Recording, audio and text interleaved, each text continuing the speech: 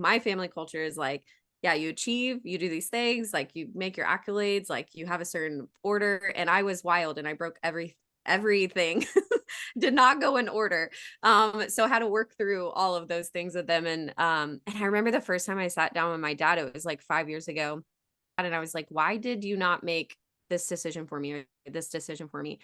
And it was the first time we ever, like, had a hard I feel like a hard conversation, but a beautiful conversation, and ever since then, it's been, like, such a different relationship with him, this, like, healing. Coming from a family space, like a lot of my trauma resonated from not being able to speak about the things, right? Mhm. So I grew up the child, my father struggled with alcoholism, and then I grew up the sibling of a heroin addict, and you don't speak about those things.